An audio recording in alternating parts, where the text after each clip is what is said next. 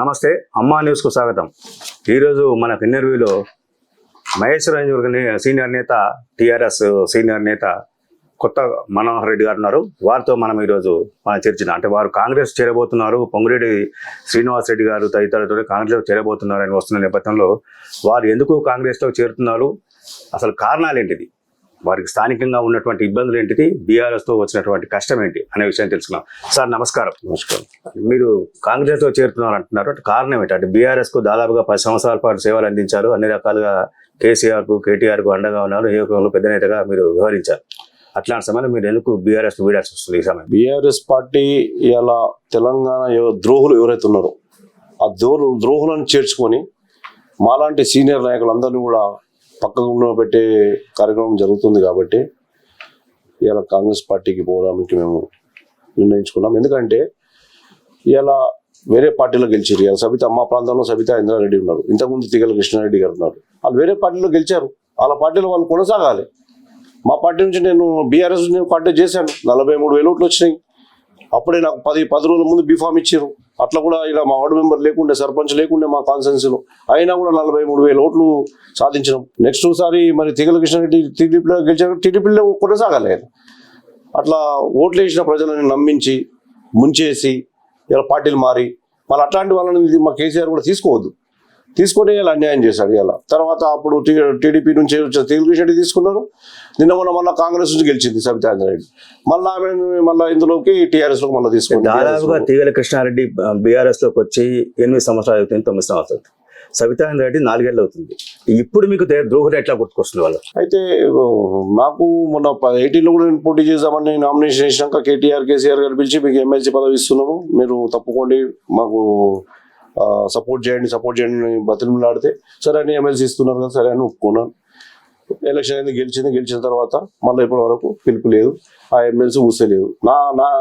నేను మొన్న ఎంక్వైరీ చేశా, ఎమ్మెల్సీ ఇస్తున్నారు, మరి ఏంటిది పరిస్థితి అంటే, నీలాగా 500 మందికి చెప్పినాం ఎమ్మెల్సీ ఇస్తామని, 500 మందికి చెప్పారంట. అంటే ఇట్లా బట్టవాయి మాటలు చెప్పొద్దు, ఏదున్నా సార్ ఓపెన్ గా ఉంటే ఉంటారు.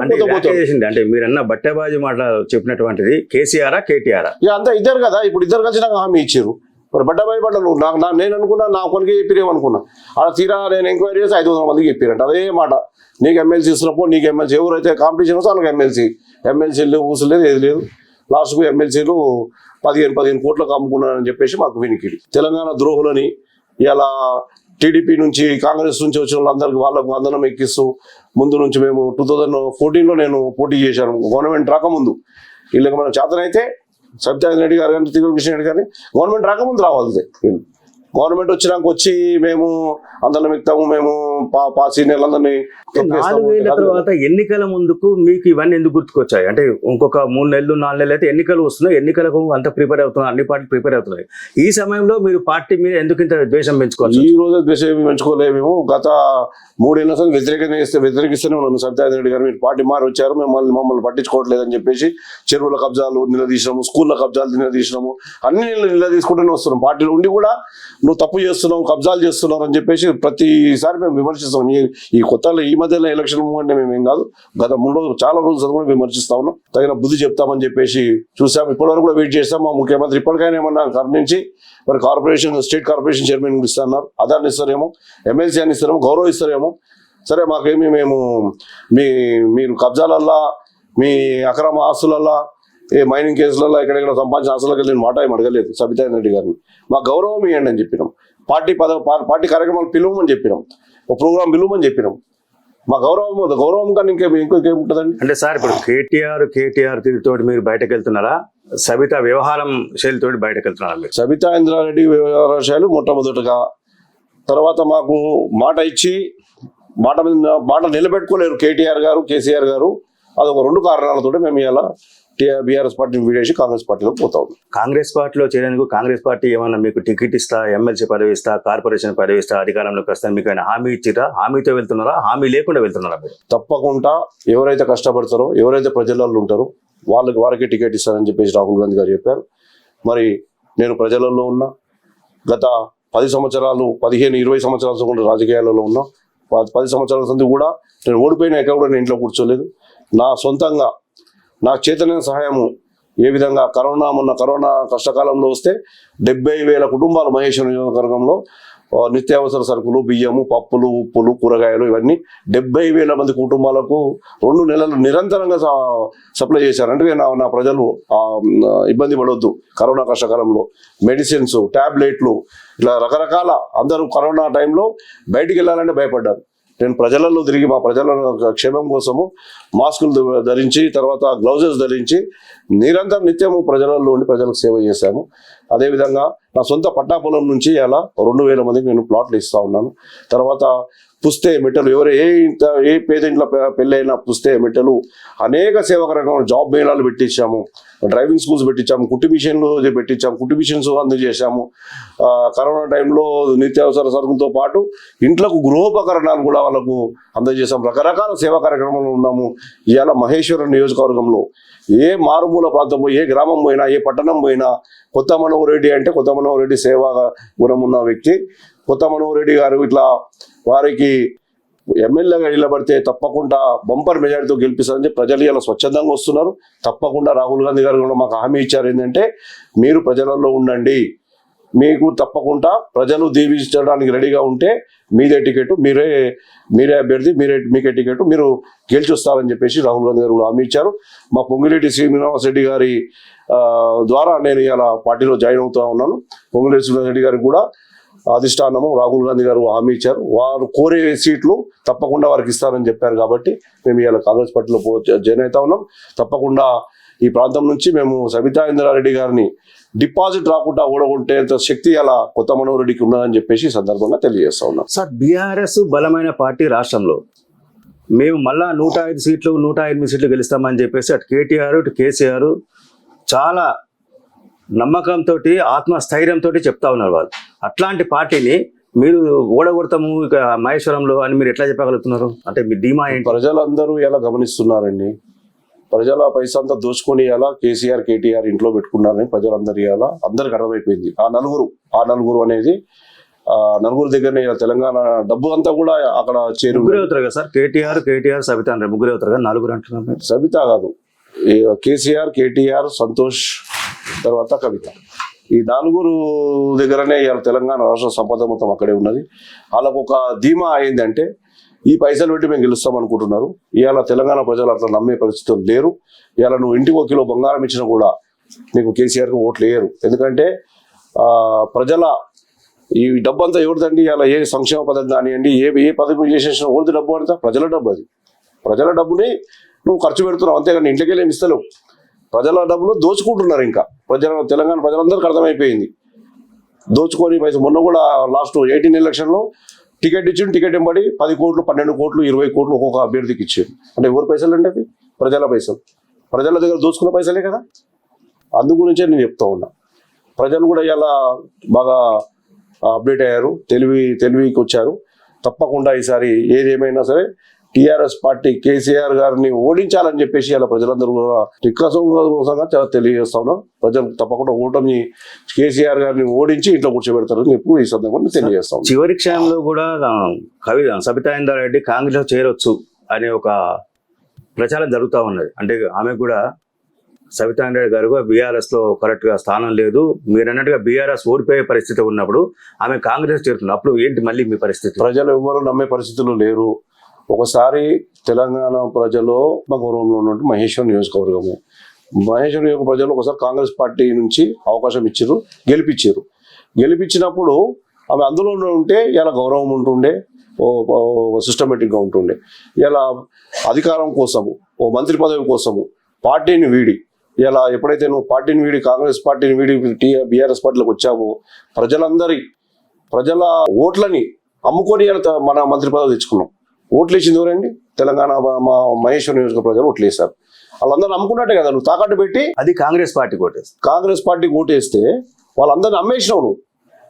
నువ్వు అంగట్లో పెట్టి 95,000 మంది ఓట్లు వేస్తే 93,000 మంది ఓట్లు వేస్తే వాళ్ళ 93,000 మందిని అమ్మి మంత్రి పదవి తెచ్చుకున్నావు నువ్వు వాళ్ళ బీఆర్ఎస్ పార్టీకి వచ్చి. ఇవాళ నమ్మే పరిస్థితుల్లో ఎవరు లేరు. పార్టీ ఎప్పుడైతే మారావో మా ఓట్లతో గెలిచి మమ్మల్ని అమ్మేసి నియోజకవర్గ ప్రజలందరూ అమ్మేసి నువ్వు మంత్రి పదవి ఎప్పుడైతే తెచ్చుకున్నావో నీకు మళ్ళీ ఒకసారి స్థానం లేదని చెప్పేసి సబితా ఇంద్రారెడ్డి గారికి తెలుసు. నియోజకవర్గంలో కూడా ప్రతి కోడై కూస్తూ ఉన్నది ఇలా సబితా రెడ్డి గారిని డిపాజిట్ రాకుండా మేము ఊడగొడతామని చెప్పేసి కసితో ఉన్నారు ఇలా ఎవరు మహేశ్వరం నియోజక ప్రజలందరూ మన ప్రాణాలతోటి ఆడుకున్నది రక్తం తాగుతున్నది ఇలా మహేశ్వరం నియోజక ప్రజల రక్తం తాగుతూ ఇలా ఇబ్బంది పెడతా ఉన్నది ఇలా ప్రజలందరినీ కూడా. నియోజకవర్గ అభివృద్ధికే కాంగ్రెస్ పార్టీని వీడి బీఆర్ఎస్ లో చేరుతున్నా నాడు టీఆర్ఎస్ లో చేరుతున్నా అని చెప్పి సవిత చెప్పారు. ఆవిడ అనుకున్నట్టుగా నియోజకవర్గం అభివృద్ధి చేశారంటారా లేదంటారా మీరు?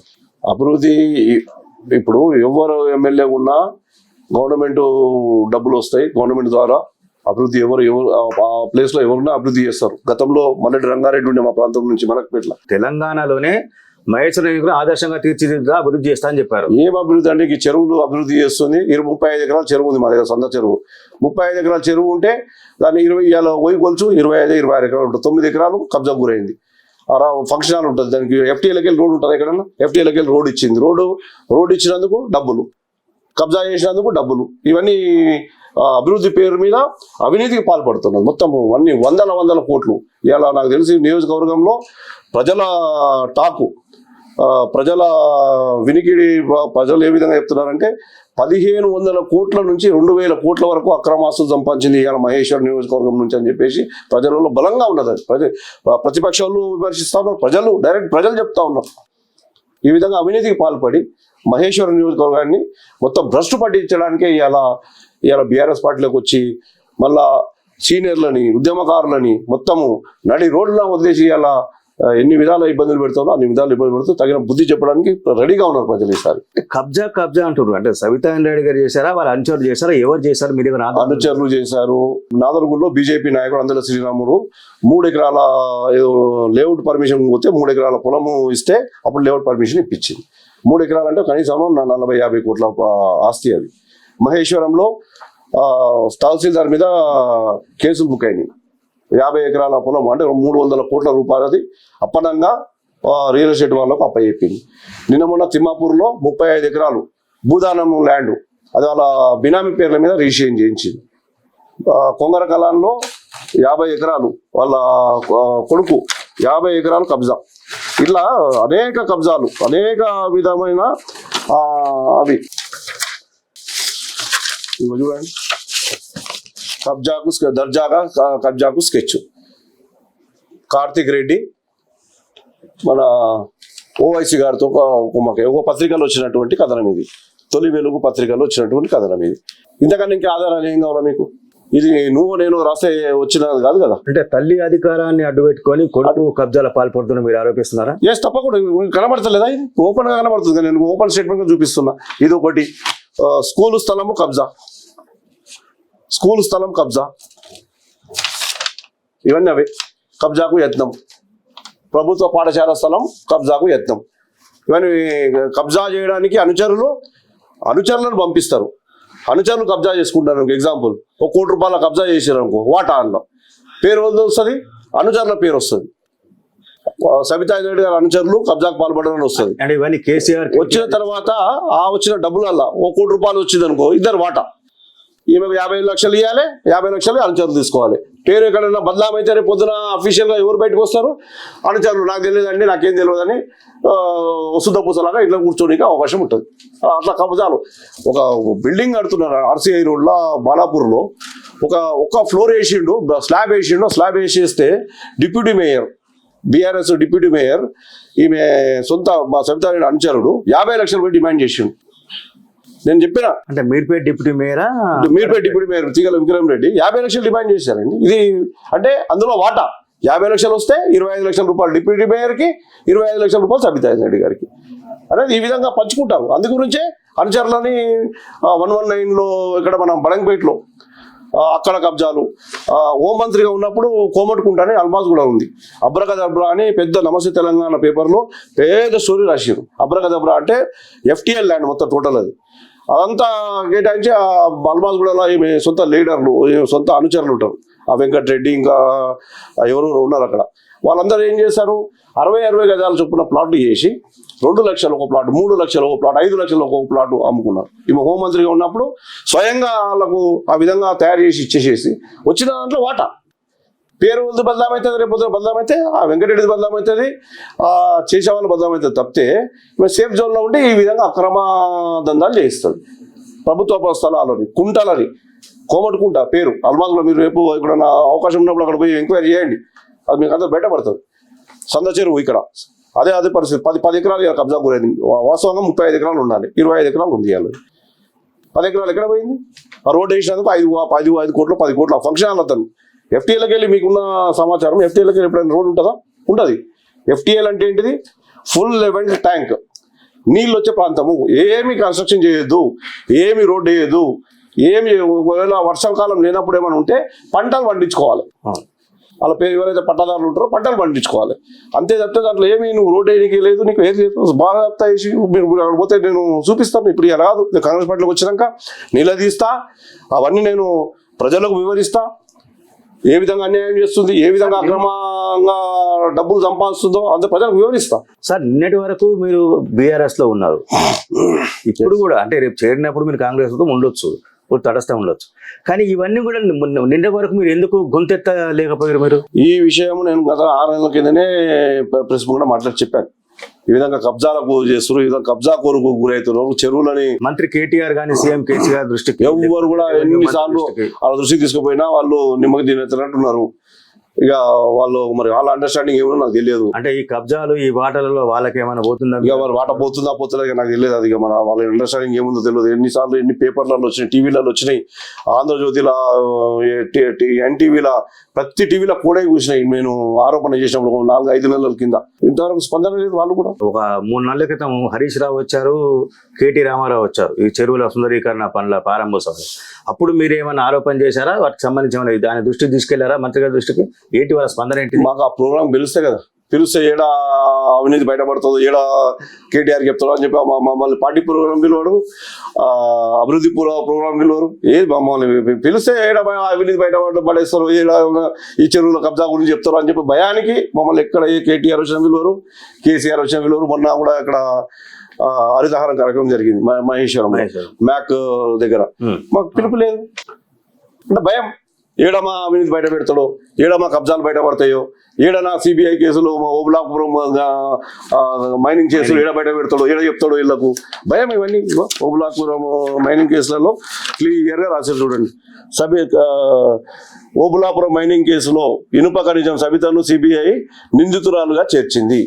నిందితురాలుగా, నాట్ ఏదో ఇది తప్పైందని కాదు, నిందితురాలుగా చేర్చింది సిబిఐ కేసులో. ఇవన్నీ ఇప్పుడు నువ్వు నిందితురాలు ఉన్నావు. ఒక ముఖ్యమంత్రి గారిని నేను సూటిగా ప్రశ్నిస్తా ఉన్నాను ఇవాళ. ఒక నిందితురాలుగా ఉన్నటువంటి సబితా ఇంద్రారెడ్డి గారికి నువ్వు మంత్రి పదవి ఎట్లా ఇచ్చినావు నా స్ట్రేట్ క్వశ్చన్ అడుగుతా ఉన్నాను.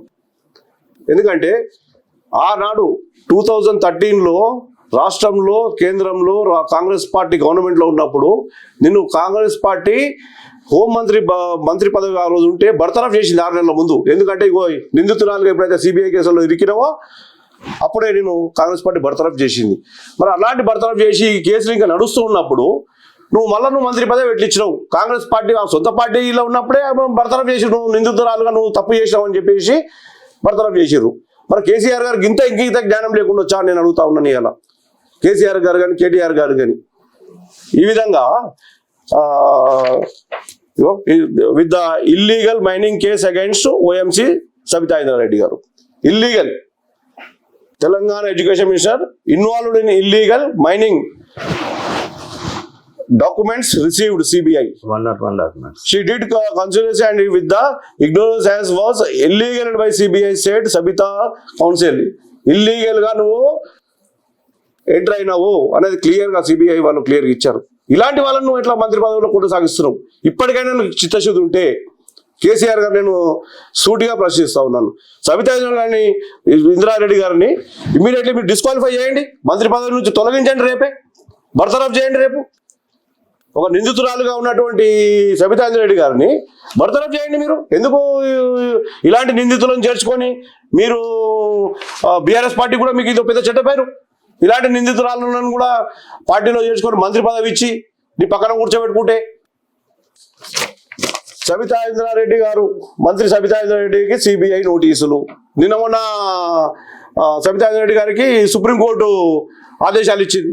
6 నెలల లోపల ఈ కేసులు పూర్తి చేసి జైలుకు పంపండి సబితా ఇంద్రారెడ్డి గారిని. మరి ప్రూఫ్ అయితే జైలుకు పోతుంది, రేపు ఈ కేసు గిట్లా ప్రూఫ్ అయింది అయితే ప్రూఫ్ ఎందుకు కాదు? దొంగతనం చేసినప్పుడు ఒకరోజు తప్పించుకుంటారు, 2 రోజులు తప్పించుకుంటారు, 3 రోజులు తప్పించుకోలేరు కదా. తప్పకుండా రేపు సుప్రీంకోర్టు చాలా సీరియస్ యాక్షన్లో ఇచ్చేది. 6 నెలల లోపల పూర్తి చేయండి, నిందితురాలుగా చేరుస్తే రేపు తప్పకుండా జైలుకు పోతుంది. రేపు ఇలా పోటీ చేసే అవకాశం కూడా లేదు. నేను కేటీఆర్ అడుగుతున్నా, తప్పకుండా మీరు ఇలాంటి నిందితుల వాళ్ళకి ఇస్తే నీ 119 నియోజకవర్గాల మీద నీకు ఈ ఎఫెక్ట్ పడుతుందని నేను కేసీఆర్ గారికి సూటిగా నేను తెలియజేస్తా ఉన్నా. సార్, నియోజకవర్గంలో కాంగ్రెస్ పార్టీకి బలమే లేదు. ఒక్క బడంగపేట మున్సిపల్ కార్పొరేషన్ తప్ప మీ జల్పల్లి ఎంఐఎం చేతిలో ఉంది. మీ అక్కడ పోతే ఇక్కడ మీర్పేట బీఆర్ఎస్ చేతిలో ఉంది. 2 కార్పొరేటర్లు బీజేపీకి సంబంధించినారు. అక్కడ తుక్కు కూడా బీజేపీకి సంబంధించిన మున్సిపల్ ఉంది. కాబట్టి కాంగ్రెస్కే బలం లేదు. అట్లాంటప్పుడు మీరు ఎట్లా కాంగ్రెస్ మీరు ఎంచుకున్నారు? ఏ ధైర్యం మీకు కాంగ్రెస్ పార్టీ లీడర్లు ఉన్నారు, ఓటర్లు ఉన్నారు. ముఖ్యంగా ప్రతి గ్రామంలో ఓటర్లు ఉన్నారు. ఓట్ బ్యాంక్ ఉంది. కాంగ్రెస్ పార్టీకి ఓట్ బ్యాంక్ ఉన్నది. తప్పకుండా కాంగ్రెస్ పార్టీ ఎలా విజయం సాధిస్తుంది. మహేశ్వర్ నియోజకవర్గం జెండా ఎగరేస్తుంది ఈసారి. రాబోయే రోజులలో గవర్నమెంట్ కూడా కాంగ్రెస్ పార్టీ గవర్నమెంటే వస్తుంది. ఎందుకంటే ప్రజలందరూ కూడా మొత్తం విసిగిపోయారు. కేసీఆర్ చేసేటువంటి ఎవరికి అపాయింట్మెంట్ లేదండి. నేను ఒక ఎమ్మెల్యేగా పోటీ చేశా. నువ్వు ఇచ్చిన బీఫామ్నే పోటీ చేసిన, నాకు అపాయింట్మెంట్ లేదు మీతోటి. ఒక రాజు మా నియోజకవర్గంలో సమస్యలు ఉంటాయి. ఏవో సమస్యలు పోదామంటే కేటీఆర్ గారు అపాయింట్మెంట్ ఇయ్యారు, కేసీఆర్ గారు అపాయింట్మెంట్ ఇయ్యారు. నాకే కాదు, మంత్రులకు ఇయ్యాడు, ఎమ్మెల్యేలకు ఇయ్యాడు. ఎట్లా గెలుస్తున్నారు అనుకుంటున్నాను అండి? ప్రజా సమస్యలు ప్రజల్లో ఇప్పుడు మా నియోజకవర్గంలో 4,78,000 ఓట్లు ఉన్నాయి. అలా సమస్యలు ఉన్నాయా? రకరకాల సమస్యలు ఉంటాయి. ఇలా ధరణిలో లక్షల మంది అలా ఇబ్బంది పడుతున్నారు ధరణితోటి. ఏమి లేకుండా ఇన్వాల్వ్ చేసి ప్రొవిజన్ పెట్టేసేస్తాడు. ఆ ప్రొవిజన్ తీయాలంటే కలెక్టర్ దగ్గర పోతే ఎంఆర్ఓ అంటాడు, ఎంఆర్ఓ దగ్గర పోతే కలెక్టర్ అంటాడు. ప్రతి ఇష్యూసే ధరణిలో మొత్తం గందరగోళం. గతంలో ఎప్పుడో 10 ఏళ్ల కింద ప్లాట్లు అమ్ముకున్నారు. ఇలా మళ్ళా ప్లాట్లు అమ్మేసేసి ప్లాట్లు కొన్నోళ్ళ దగ్గర ఆ రైతులు ఎవరైతే పాత రైతులు వాళ్ళకి మళ్ళీ పట్టా పాసులు వస్తున్నాయి. అప్పుడు మళ్ళీ అమ్ముకుంటున్నారు వాళ్ళు. అప్పుడు ఇబ్బంది పెట్టినట్టే కదా, నువ్వు ప్రజలను ఇబ్బంది పెట్టినావు, ప్లాట్ కొన్నోళ్ళని ఇబ్బంది పెట్టినావు, రైతు డబ్బులు రిజిస్ట్రేషన్ చేసి వాళ్ళు ఆ విధంగా జరుగుతూ ఉన్నది. నాది 32 ఎకరాలు మన పూరల్లో ఉంటే ధరణిలో ప్రోహిబిటెడ్ పడదు తప్పుగా.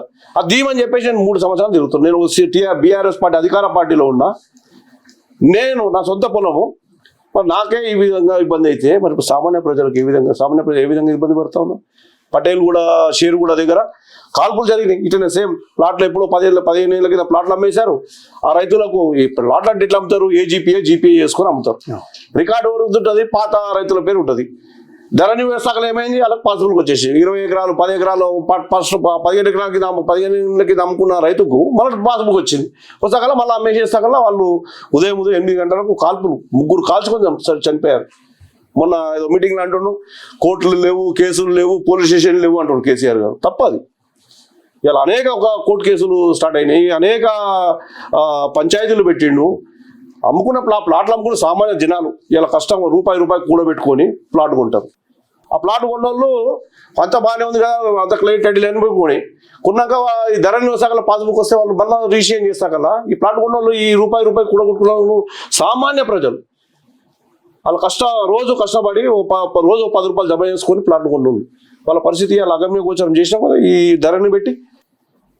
అలాంటివి ఏమైనా ఉంటే ముందే ఆ ప్లాటింగ్ విఆర్ఓలు ఉంటారు, ఎంఆర్ఓలు ఉంటారు, సెక్రటరీలు ఉంటారు, వాళ్ళందరూ పంపించి ముందే ఏ ఏరియా ప్లాటింగ్ అయింది అవి వాళ్ళకి ఇవ్వకుండా ప్రక్షాళన చేయాలి. ఏం చేయకుండా ధరణి అన్నాడు 3 నెలలు రిజిస్టర్ బంద్ పిచ్చోడు చేతికి రాగిస్తే ఎడగొడతాడో తెలియదు. ఆ విధంగా అయిపోయింది. బంద్ అంటే రిజిస్టర్ తెల్లారు బంద్. ఇక గడువు ఇవ్వాలి, సమయం ఇవ్వాలి. జీపీఏలు ఉంటే సెల్యూట్ చేసుకోండి అంటే అప్పుడు సెల్యూట్ చేసుకుంటే ఈ ప్లాట్ఫామ్లతో ఇబ్బంది పడకపోయేది. అలాంటి మార్పు చేసుకుంటుండే. ధరణిలో అనేక సమస్యలు. ఇలా ధరణితోటే కేసీఆర్ గారు ఓటమి 50% ఓటమి ధరణితోటే ఓడిపోతున్నాడు. అందుకని కాంగ్రెస్ ధరణి రద్దు చేస్తా అంటూ నేను ఫస్ట్ పాయింట్ మీరు గుర్తుపెట్టుకోవాలి. ధరణి దిక్కలే నేను ఇలా కాంగ్రెస్ పార్టీకి నేను మొగ్గు చూపాను వాస్తవంగా చెప్పాలంటే. ఎందుకంటే నేను చాలా సమస్యలు చూస్తూ ఉన్నాను. నా సొంత పొలం కూడా కల్వకుర్తిలో ఉందండి. నేను నా సొంత పొలము నేను జీపీఏ ద్వారా నేను 6 ఎకరాలు రిజిస్ట్రేషన్ చేసుకున్నా. జీపీఏ కాబట్టి నేను మళ్ళీ అప్లై చేసిన లోపల వాడేజ్ పాస్బుక్ వచ్చేసేసింది నాకు అమ్మిన ఓనర్కి.